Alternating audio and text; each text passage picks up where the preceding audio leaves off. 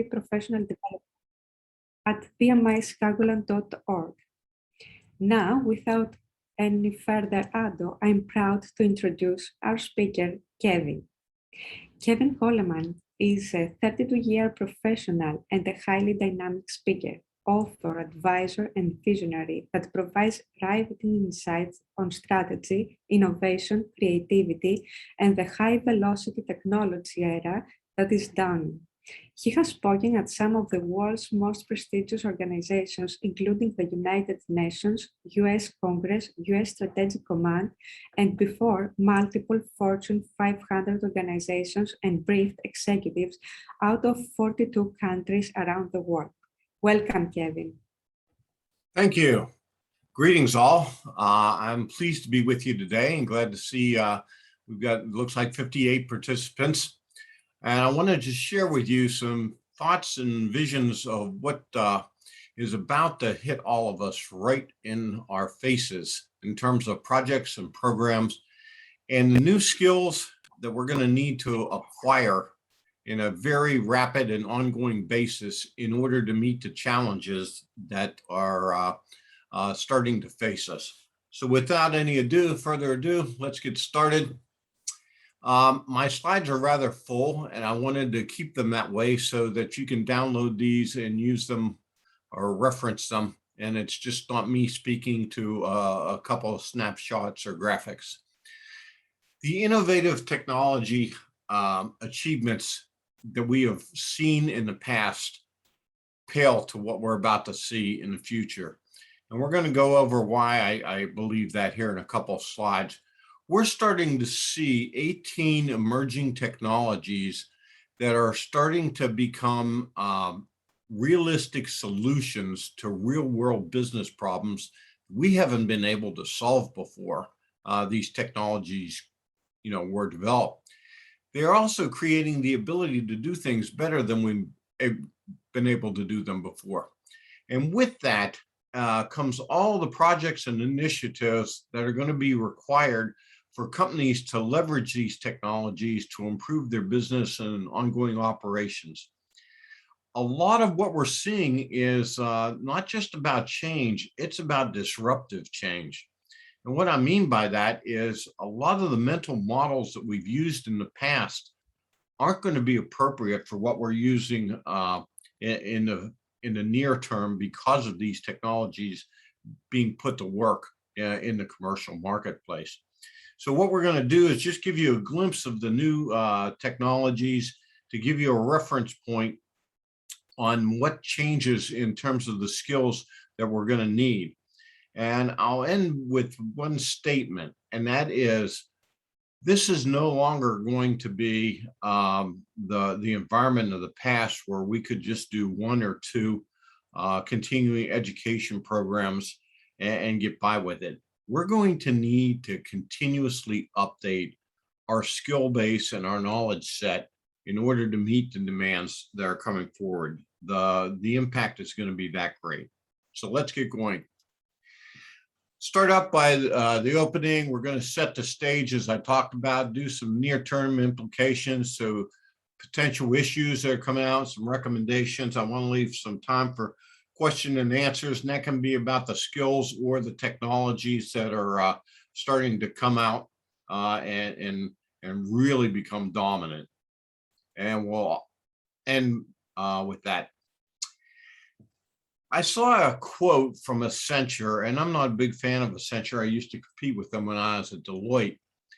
But this stuck in my mind, and I haven't been able to get rid of it. 86% of executives that they surveyed say their organizations must train its people to think like technologists.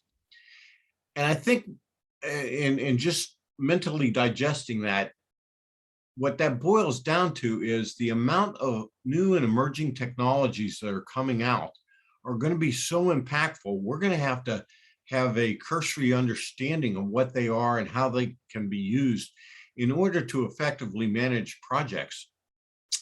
If you received a call and the CEO of one of your the companies you work for said, "Hey, I want you to do me a favor and take over this SDN project.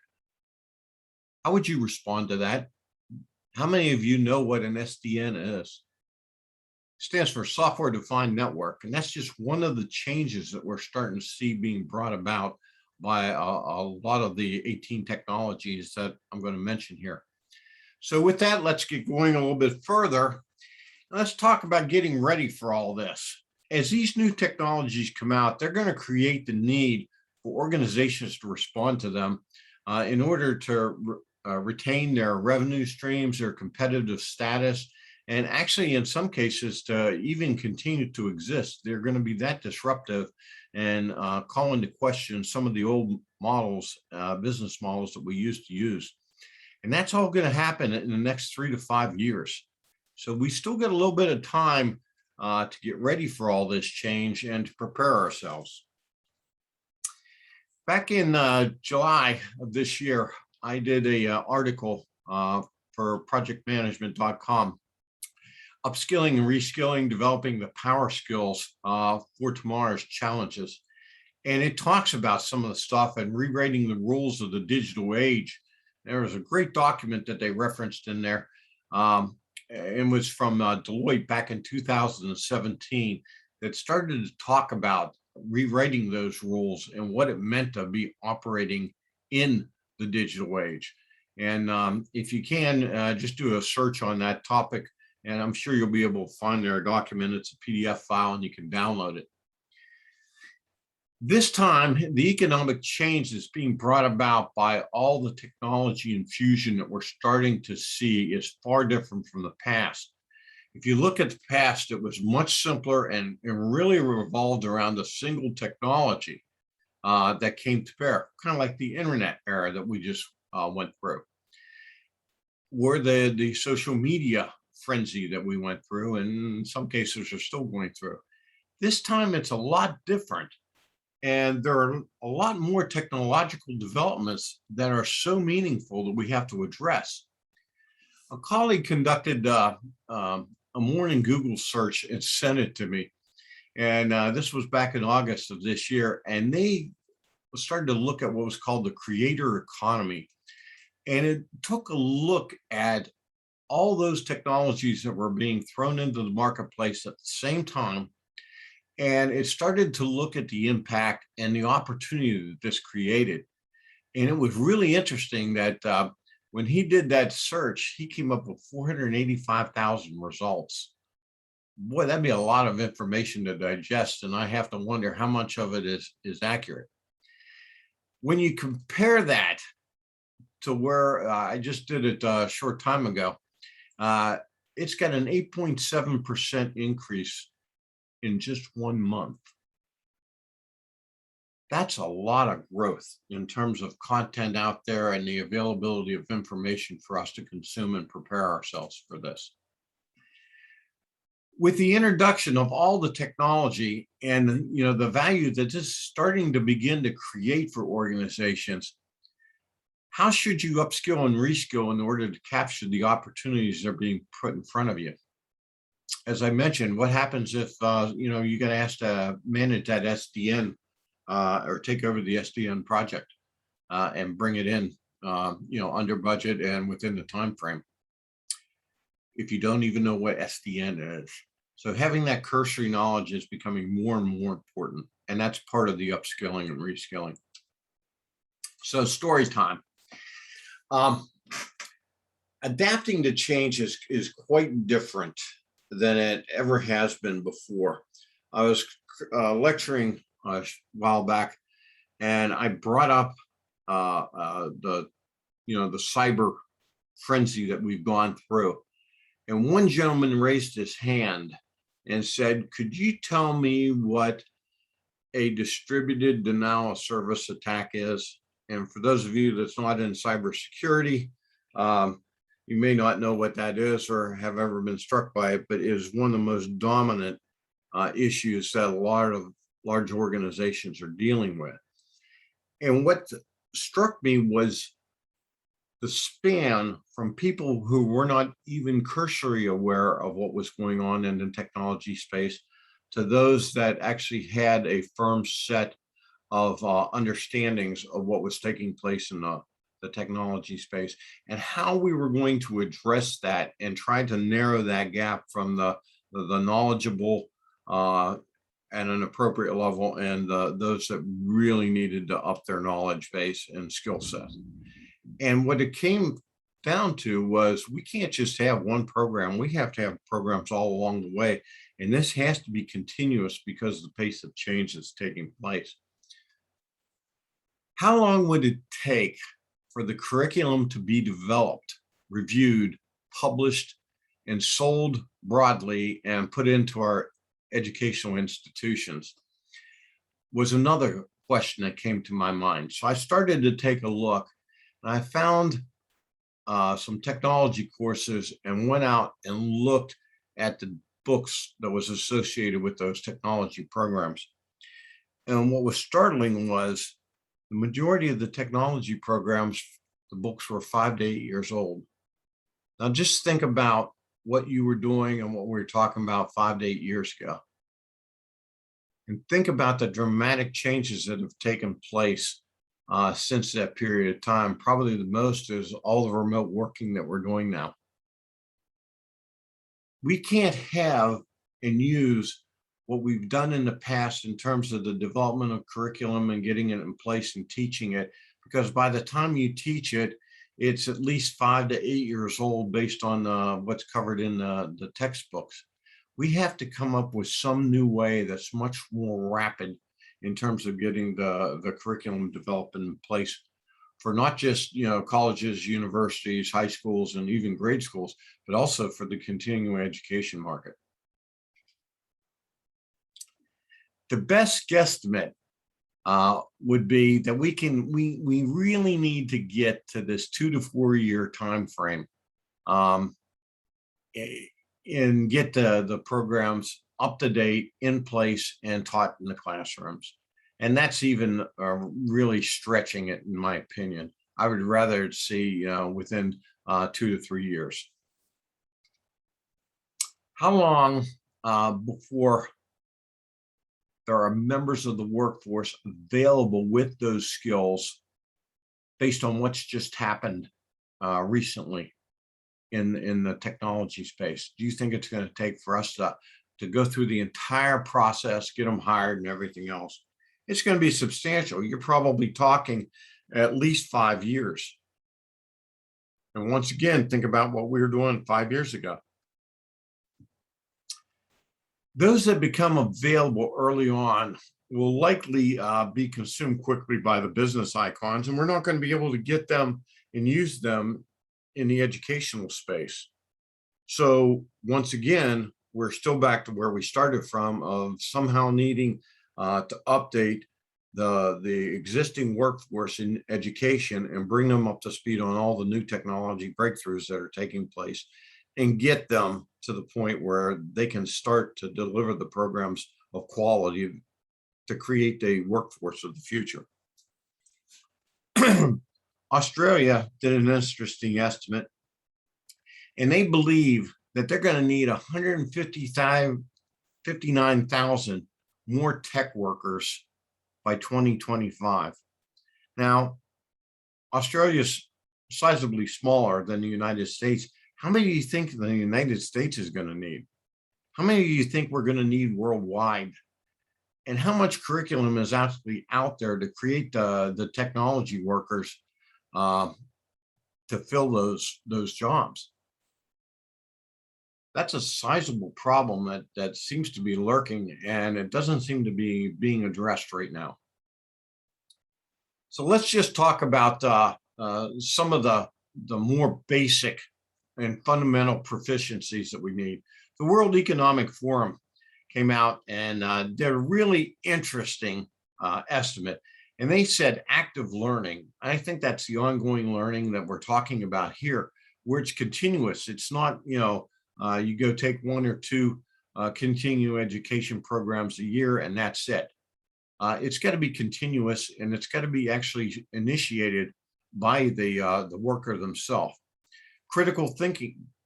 Once again, that's another hot topic that's out there, and there's a lot of curriculum that needs to be developed around that. Decision-making is changing over time, as it has in the past and will continue. And it's the infusion of all this technology is influencing the decision-making. So we need up our skills on that. Cognitive flexibility, once again, giving yourself the ability to adapt and change over time as all these models start to evolve and become obsolete, new ones replacing them. That's going to take a sizable effort on the workforce as part in order to do that. And my favorite is the technology literacy, what we're going to try to address at least at a very high level here today, and also people management. If you think about this, all of those are absolutely essential for project managers. They're essential for any manager in today's workforce and the adaptive organizations that we're starting to see evolve from all these changes that are taking place in business, government, and industry. This is probably the most fundamental that I see, and that actually feeds all the other areas. If you're not an active learner, your technology literacy is probably going to suffer.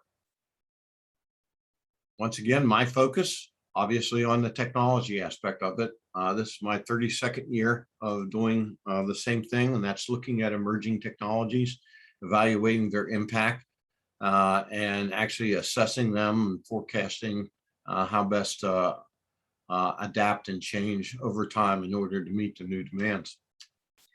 So traditional soft skills, if you look at them, they were perceived as being inferior to hard skills. And that's not the case any longer, because the amount of people issues that we're dealing with here and the challenges around the workforce. And let's face it, if these are the 6 core components and skills that we need to have, we need to also grow our workforce with many or all of those. And that's going to be a part of project management skills too, is how are you going to create this adaptive workforce that's going to serve you on this project and also the ones to come. The emerging technologies we're going to cover today enable organizations to really change their portfolios of strategic initiatives. And it's going to not just allow them to change, but because of some of the obsolescence that's going to be created by these technologies, it's going to mandate them change and respond to this on a much more aggressive fashion than they have yet, at least up to today. And that's going to have exceedingly substantial costs, both cost benefit and cost out of pocket expenses to come up to speed. So if you look at it, the innovative applications of all these new technologies, they're going to generate value for all the shareholders, not just one or two, as well as the employees, the customers, and other stakeholders that are associated with the organization that's trying to bring this stuff to bear. The organization's most likely high value initiatives will be created by these emerging technologies. As I mentioned, they're substantially changing the business models and the operational models that we've had in the past. And some are even becoming obsolete in a very short period of time. These initiatives really are going to be key for organizations to remain self-sufficient and actually to really create their strategies and their position for moving into the next few years because of the disruptive changes that we're going to see. And it's going to allow them to really position themselves to be a winner in this technology era that is about to take place. So where are you going to acquire the talent for all these new and emerging technologies? Think about it as a project manager. If somebody comes up, once again, the SDN, software defined network, and hands you a project, how many people do you think are going to be out in the workforce with SDN skills right now? What are you going to have to pay to get them, since they're going to be in such high demand? How long is it going to take to get them? And what's that going to do to your project schedule? All these are skill sets that are going to be required on the projects of the future in this innovative economy that we're starting to see unfold before our eyes. So in the extended periods of time where technological advancement occurs, this is starting to take place on a fairly regular basis. It's not like before where we saw the internet taking 3 to 5 years and evolving over time and hitting the real big bump in the curve that Gartner often uses to show the hype cycle of it. This is starting to really smooth out. It's not as big as a bump, and it's actually spread out more over time. So consider the following. Think about the commercialization in a time frame of a mainframe computer. That started back in the mid-1940s. They've been around with us since then. That's a long time. Think about the servers. They came out in the 1960s. Now think about personal computers. They were out in the 70s. Think about storage devices like CDs for music or data. They came out in the 80s. Commercialization of the internet was in the mid-90s. Commercialization of social media happened around 2000. Now we have the smartphones that really started to come to bear in 2010. How about artificial intelligence? That started back in the 2010, but it's really now starting to enter in its rapid growth cycle just recently. Think about smart technologies. That's the late 2010s. So we're starting to see a lot more of this being put out in the marketplace in a much more compressed time frame. And our abilities to adapt and reskill and upskill and take advantage of these is really going to be challenged. Think about the COVID-19 delay that came into bear, in the late 2010s, 2019, 2020. Now, what's the next big commercialization that's going to take place? These are concepts that are starting to come out and being given a lot more thought process and mental power because they're going to be so impactful. And we're not really positioned properly to take advantage of all this. So with this compressed time frame, all the stuff taking place, we really need to start to get to our acts together and become prepared. Here's the hype cycle that everybody talks about. I actually change it. I put a technology evolution stages down below. It starts out with basic research, applied research, early adopter, mass market, late mover, and then obsolescence. What's really interesting is we're starting to see the people that's in that obsolescence who haven't adapted to the technological change being more financially impacted in terms of their organization's growth and their ability to sustain their revenue models and sustain their current position in the marketplace. So let's take a look at this. What I'm seeing, and I started to look at this back in 2008 with some of the basic research I got involved with. Around 2018, these technologies that we're going to be talking about that's influencing us happened to really start to get into the applied research where we started to see applications out in the commercial marketplace. The global software-defined network, the one example I used earlier, market is now expected to grow from $8 billion in 2018 to $100 billion by 2025. Because of that substantial growth, that's why I chose that to use that as an example in today's presentation. That's sizable growth. This is a huge market growth in a very short period of time. And that life cycle that you see below, the obsolescence is a lot of the old networking that's in place today. So what is the advantages and disadvantage of being with the advantages of being an early adopter versus disadvantages of being a late mover. That's what organizations need to start to take a look at. That's what's going to feed the projects, programs, and initiatives that all of us are going to be called upon to manage and get done. Once again, you got the pressure starting to push this and narrow those various segments that we're talking about here. Now, artificial intelligence. Here's the 18 different technologies. Artificial intelligence is being one. Autonomous vehicles, self-driving vehicles, and the smarter ones. Bioinformatics, blockchain, cryptocurrency. Somebody was talking about that early on in the lobby while we were all on just openly chatting, and how they got involved in the cryptos.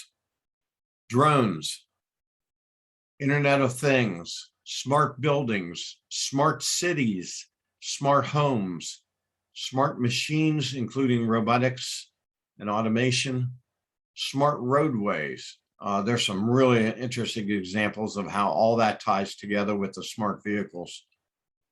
Virtual reality, wearable computing, 5G technology, including the software-defined networks, quantum technology, 3D printing, and looking ahead. Does anybody want to guess what the number 18 is going to be?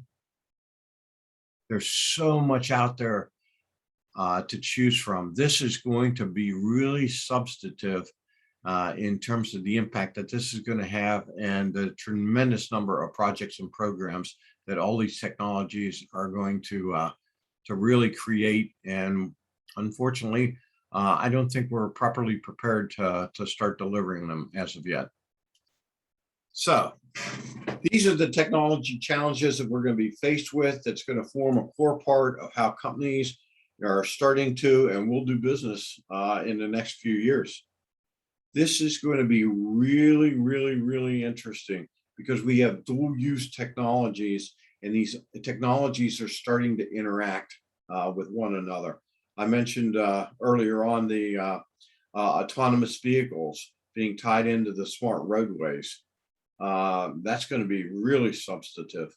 And if you look at adding the communications for all that, that's the 5G network. So you got three of those rapidly advancing technologies that's going to be coming together on projects and programs. Just in those three are going to be so substantial. And think about the challenges of three technologies we have very little experience with, very little background data and hard data in terms of estimating. This is going to be a fun time for all of us. So we're starting to see this extended period of time where technology is advancing so quickly. And it's going to be on an ongoing basis that we're going to have to rapidly adapt to this. And that's what's causing the need for all these new skills and upskills that's going to have to take place. So consider the following, please. Think about the changes that have occurred in the past 5 years.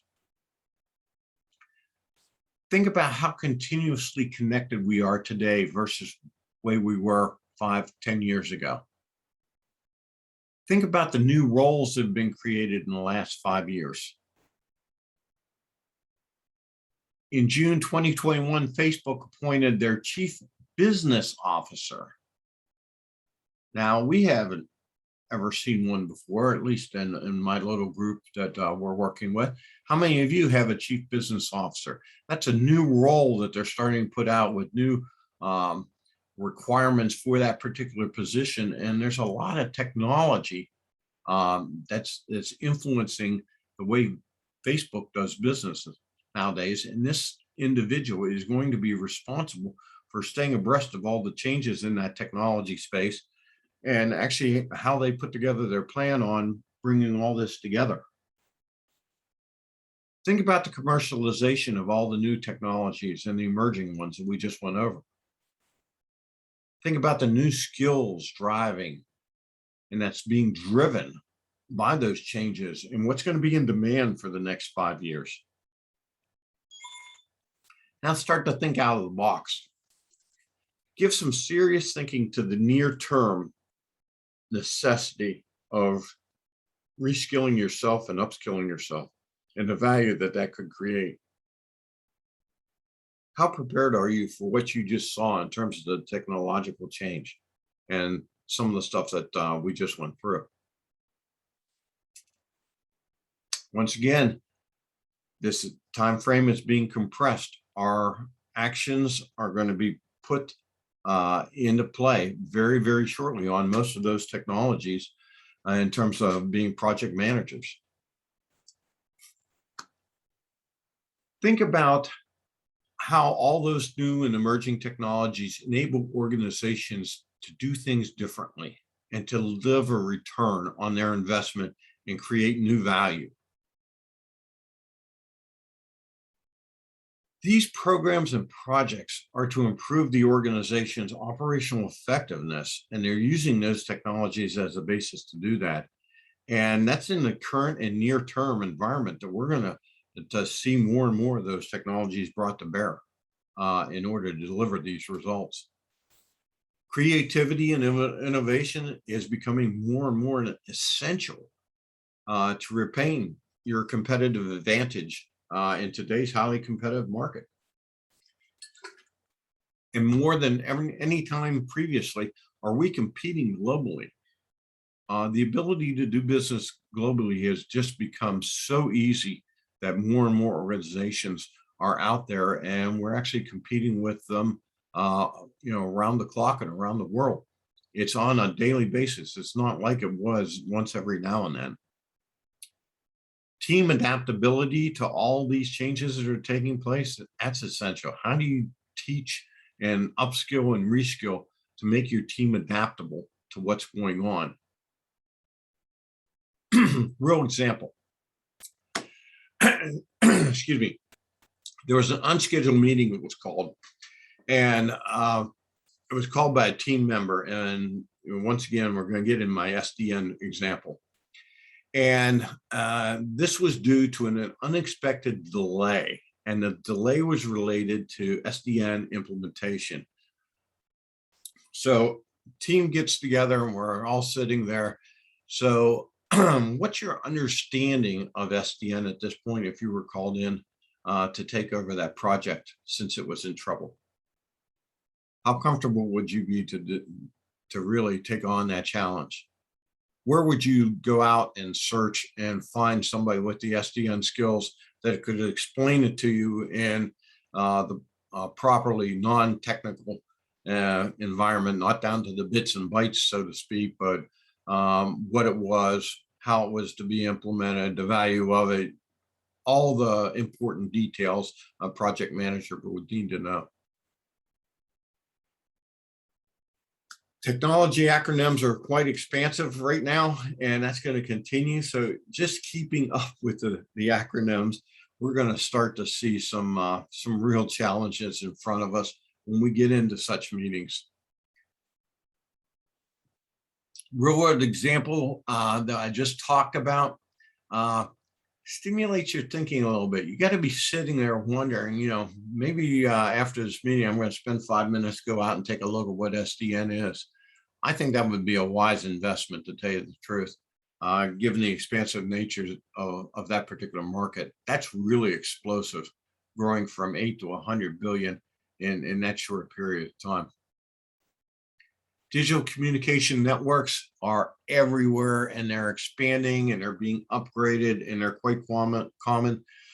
So, those projects, while we're familiar with those, once again, we got the SDN stuff coming in, we got the 5G stuff coming in that we're going to have to really adapt to and really come up to speed on in order to deliver them and reduce our own personal risks. COVID-19, drove working at home, and the connectivity at home is actually driving and expanding networks and security related issues and initiatives. So that's going to have to be an ongoing consideration on all these projects as well. Given the new entry events, SDN, and the current work environment, it's going to be a high demand for people with SDN skills to bring on these projects and bring them home and get them done in a reasonably time frame that's acceptable to the organization because of what they're dealing with and the impact that this is having on them. So how will you upskill and reskill on the business aspects of SDN as they may relate to a coming assignment? There's not that much out there when you start to take a look at this.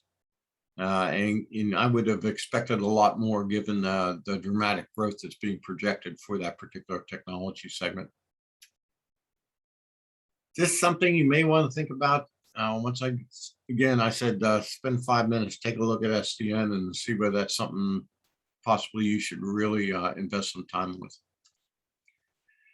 So remember this, the recent technology curve where we're starting to see one technology wind down and another one come up and another one wind down and another one come up. That's changing. That time compression has it look more like this now.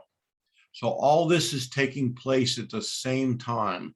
In fact, you have those 17 technologies that I went over, all taking place right now simultaneously. And in some cases, they're overlapping and being used, working together to create the value for organizations. So you got the 5G that we mentioned, which was the communication technology. You got artificial intelligence and machine learning, another ML acronym you may want to become familiar with. You've got the robotics and smart machines. You got virtual reality, augmented reality, and this new HR function, which really marries humans and puts them in a full body suit that allows their movements to be replicated. It's called human reality, and it allows the body movements to be replicated by a machine. You got all this being tied together on that software-defined network, maybe.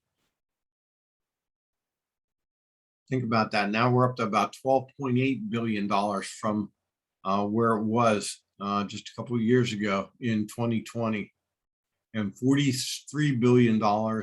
This is what they're projected to hit using the SDN by 2027, just in this particular type of setting. So this is the automation setting out in the production facilities. What if 5G and SDN combined to be leveraged in a setting like this and above? How much of a bigger challenge does that make it for you as a project manager? What's the additional risks associated with that? And we can't forget tying, our wireless networks into all of this and getting them to work along with our hardwired networks. What if tomorrow you're assigned to a project like the graphic above? All the technologies are out there, and we're starting to see projects like this being brought to bear. So it's not that far out of the realm of possibility. So think about this. How hard would it be to get the subject matter expertise, and I use that term lightly, on an SDN project? Once again, it's not just one area of subject matter expertise. You're going to need at least 4 in the example I just gave. What does that do to a project budget?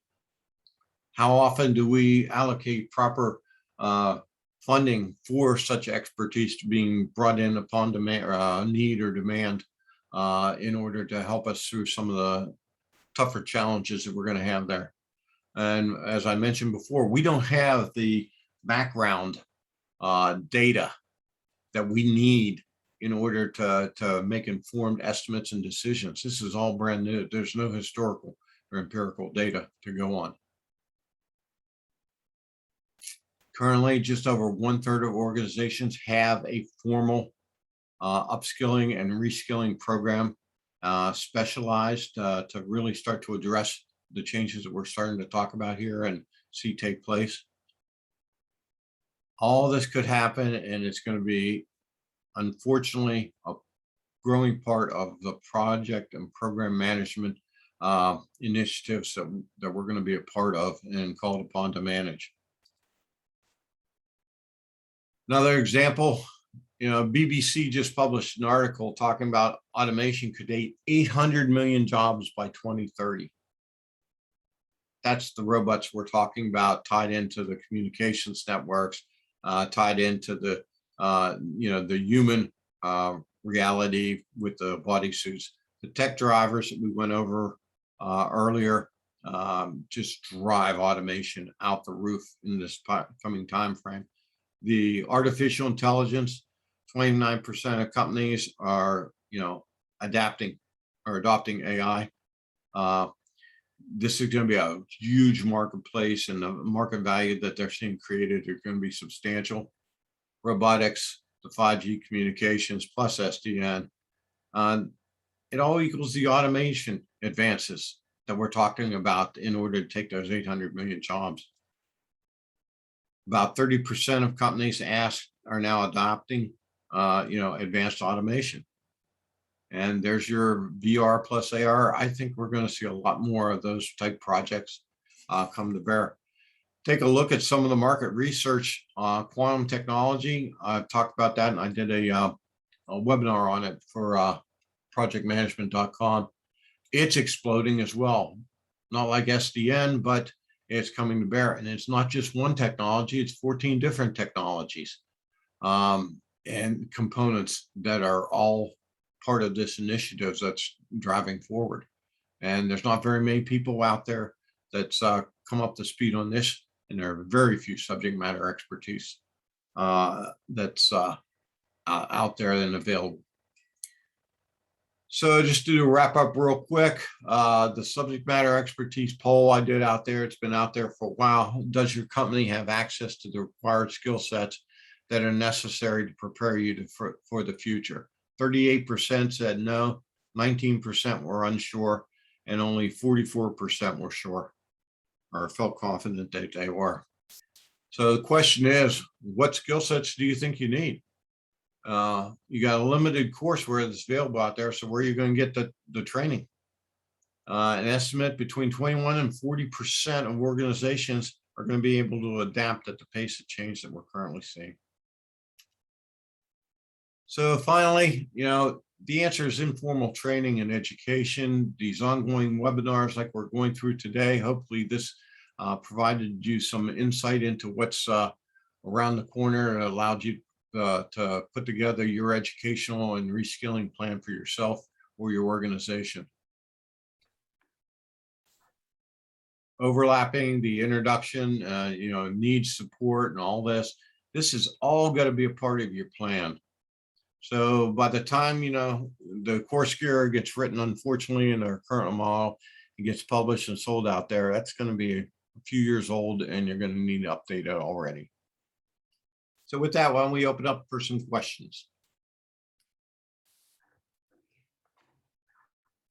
Thank you, Kevin, for your insightful presentation. I think we all learned a great deal about introduction to emerging technologies, impact on the jobs, upskilling and reskilling requirements.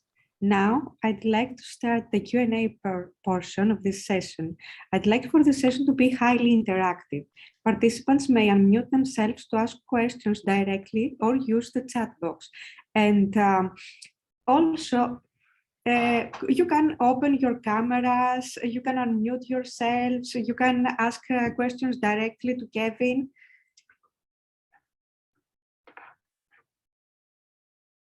Hello, I have a question. Go ahead. Hey, Kevin, I have a question. So I was curious to know, when you show that technologically curve, what did the pressure mean on the both sides? Does that mean that faster technology is rising and then they're also going way quicker? Is that what that bell curve meant? Yeah, we're starting to see the from the introduction to full maturity in the marketplace in a very much condensed period of time. Okay. And that also means we're starting to see a lot of the existing technology move into the obsolescence in a very short period of time. Okay, thank you.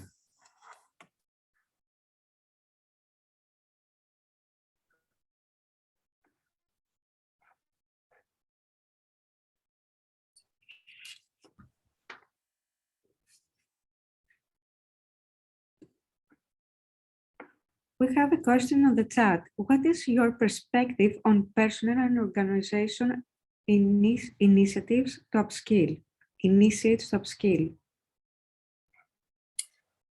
I would have to say the top skill is staying connected to everything that's going on in your business environment. There's so much taking place right now, and being able to have a cursory knowledge of all the technological changes, all the process changes, all the regulatory changes, the changes in customer perspective that's been brought about by everything that's happened in from COVID-19 to the remote workers to the availability and disruption in the supply chain, all that, just staying up to date on all that is going to be a tremendous challenge.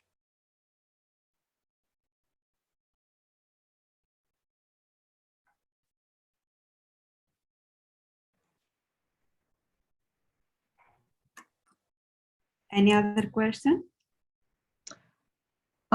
Yes, I have a question. And that has to do with subject matter expertise. When we talk about all of these technologies, obviously these technologies are going to be developed, but they're being developed to apply to something. For example, climate change or healthcare, or as a response to the pandemic. Do you also see that there's going to be a need for skills and education in the subject areas to which these technologies are going to be applied? I think the entire educational process that we have in place today is going to be challenged because of the speed of all this taking place, the overlap of all this taking place, the fact that you can't concentrate 100% on one area. If you do, you're going to limit yourself in terms of what you're appropriately skilled to do in this the workforce that we have that's coming into need in the not so distant future. I think that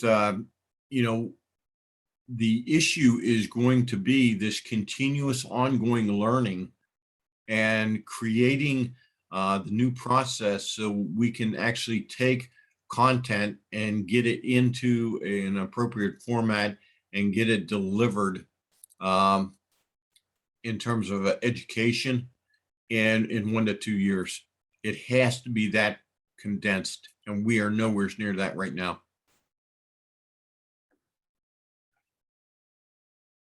I'll give you another example. I think books are the physical books are on their way down. It just takes too long to get them published, and to use physical books in education, it's like dragging a boat anchor. Yeah, I think libraries are going to be redesigned, or there'll be a facility that you can look things up and perhaps get online resources. But books are, it's too old, it's too out of date, it's too slow. I told you this, Lucy, I'm embracing or going into the crypto challenge. So I had also some cybersecurity with denial of service. So my strategy has been, because I can't keep up with it all, is I'm trying to build a network of folks. PMI has been a great resource for me over the years. When I run into something, I try to look and see who might be, working on the challenge that I'm working on, and I reach out to them. Building a network of resources that you can call upon, not that they're going to have all the answers, but they can point you in the right direction, is the greatest asset that you can have going forward. They could even tell me, what not to do. I did this and this and it didn't work, and that could save 3 or 4 months. Yeah. It's not, sometimes you don't know what will work, but sometimes it's not. But the disruption is so quick and so fast. And I used to be a developer, and I'm finding that I'm getting more technically involved than I used to, just to understand the issues. Mm-hmm.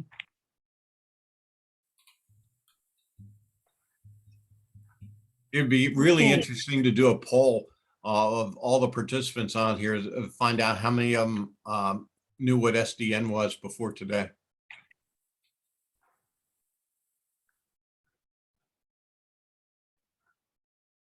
Uh, I can't see the poll feature now. But we can continue with the questions because now we have plenty. We have one. Mhm. I put one Okay, in the, Douglas. yeah, I put Mhm. one in the chat, but I'm happy to go full interactive here with microphone and camera and and ask it. So a lot of people that we know and love in our careers, our colleagues are very skilled people with and are very deep in a particular technology, even to the point of linking their self-worth to their deep expertise. How do you go about coaching people to embrace upskilling or even reskilling in those situations without disrespecting their past contribution? How do you make them see that their future value will continue and they'll be able to build on what they've learned in the past? That's a tough one. And That's why I asked. I'll couch it by saying, some of them, that's not going to happen. The skills of yesterday don't map to the skills of today.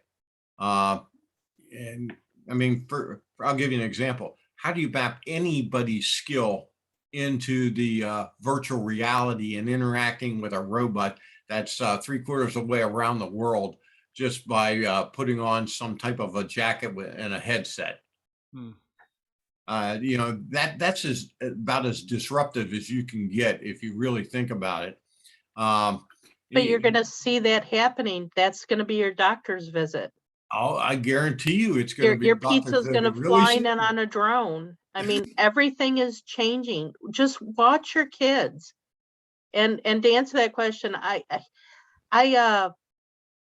went through Lucent Technologies and we developed, despite every effort that I begged, we developed the wrong technology that was out of date. We didn't follow the European standard and we got crushed.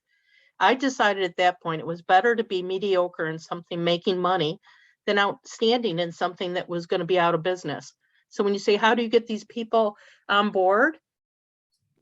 You just have to kind of tell them, if you don't come on board, you're going to be a dinosaur.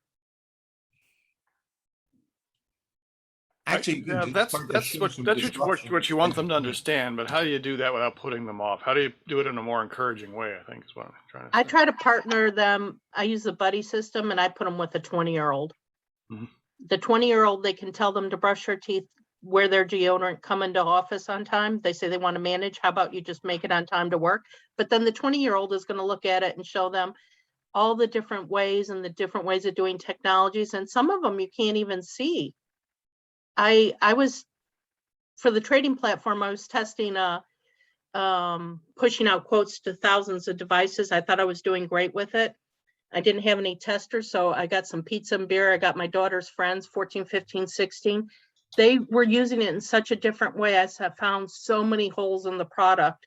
Essentially what it was is they have the attention span of about 20 seconds and they'll flip through 20 different apps all at once. Never occurred to me. I was just sitting down and testing and doing this, one thing on my laptop.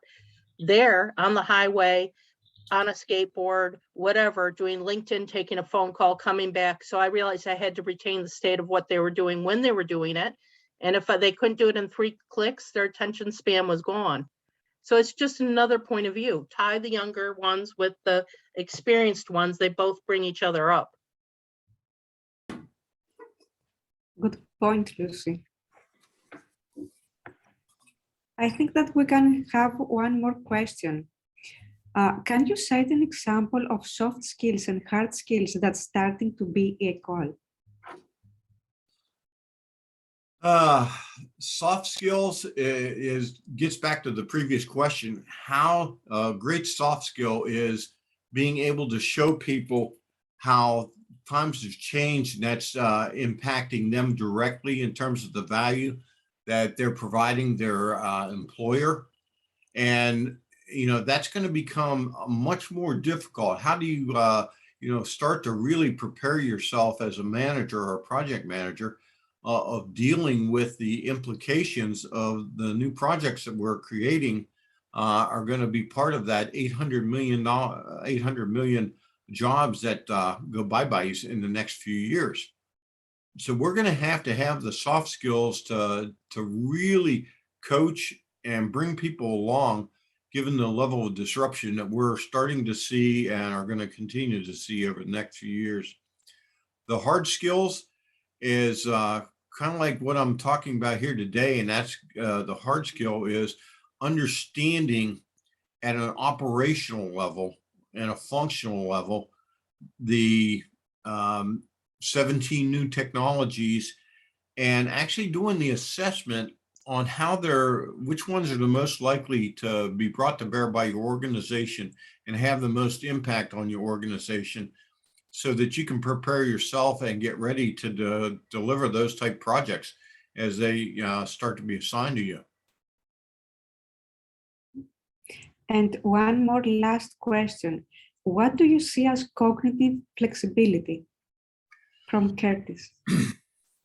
Corporate flexibility is an interesting topic, because a lot of times the corporations build their entire